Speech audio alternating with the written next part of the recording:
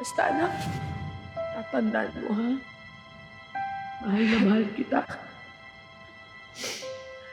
At wala akong pinagsisisihan dahil lahat ng ginawa ko para sa'yo.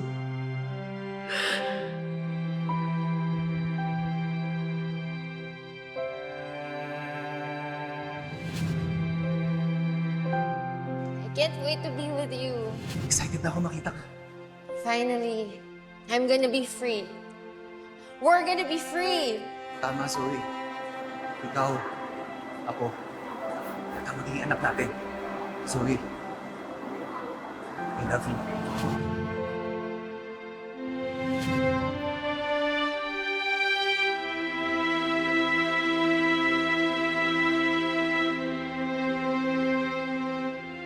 Parang may nakakalimutan ka ata.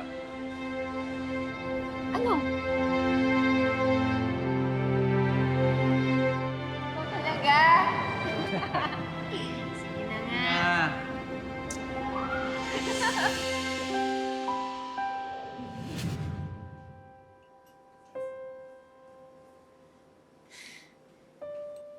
Joy!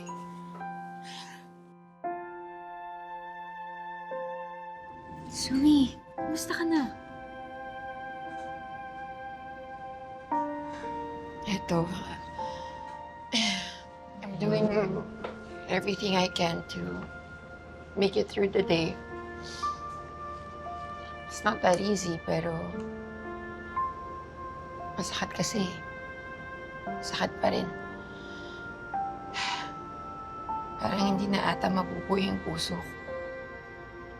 Zoe, I know it's easier said than done. Pero wag na wag mong pababayaan yung sarili mo. You have your support system. Your dad loves you. Tsaka nandito kami para sa'yo. And whenever you feel like talking, you can call me anytime. Thanks. I'll keep that in mind. That's the spirit. Para makabalik ka na rin sa Apex. Hindi pa siguro. Madaming bad memories yung nangyari sa akin dun eh. Alam mo naman, dun namatay si Dax. Dun din nawala yung baby ko. I understand, Zoe. And I'm so sorry for your loss.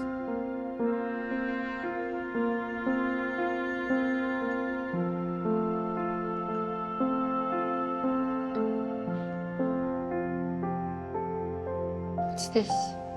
Oh, this is an invitation for the baby shower of Dr. Menor. What? You didn't know she was pregnant? Yeah, she's 6 months pregnant. Well, that's according to Nurse Avan. Kanina nga nabigay siya ng invitation. You know, Zoe, she's been meaning to invite you, but she doesn't want to come off as insensitive considering of what's happened. You know, mga nangyari sa'yo. Hindi ko na nasabi sa'yo, girl, kasi alam mo na, doon na lang din pinaalam sa'yo. It's okay, I understand. Tell her na lang I said I'm happy for her. And congratulations. Pero, Zoe, alam mo, kung makakapunta ka, mas okay yun. At saka it would be fun para makalimot ka din kaagad. And, nandun kami mga friends mo. At saka yung mga ibang tao sa Apex. Pupunta ba si Annalyn? I'm sure. Kasi diba, close sila ni Dr. Menor.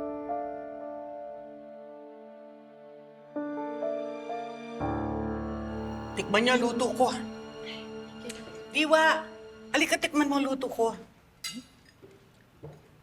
Alam niyo ba, meron akong nasagap na chismis.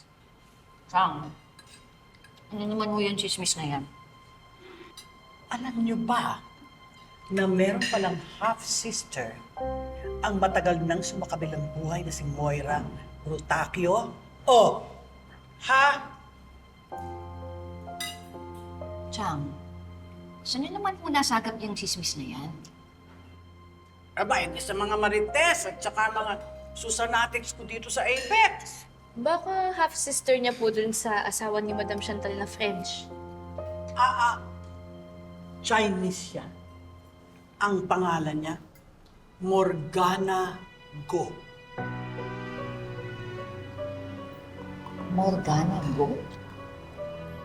At eto pa nga, ito nakapagtataka. Sinearch ko siya eh. Alam niyo ba, na kahit na isang impormasyon ay wala akong nakuha sa internet? Ang misteryoso naman po nun, siyang Susan.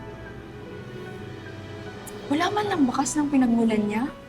Ang kinatatakutan ko, kung kamag-anak yan ni Moira, ni Chantal, at ni Zoe, tsak, demonyo din yan. Baka hindi naman po. Iba naman ang nagpalaki sa kanya. Kayo, meron bang pinagkaiba ang ugali ni Chantal, ni Moira, at ni Zoe? Di ba pare-parehong mga impacta? Kung totoo nga na may anak si Madam Chantal, di ang ibig sabihin nun siyang pwede rin siyang pumasok dito sa Apex? Yun!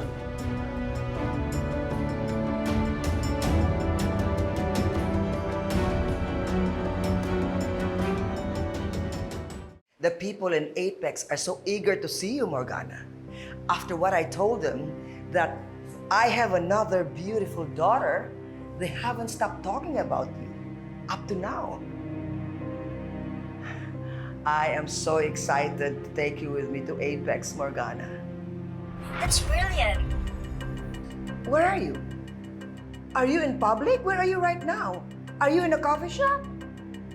Oh, be cautious. Be cautious, Morgana. You're not supposed to be seen, remember? Relax, Mother. I know what I'm doing. Mag-ingat ka, anak.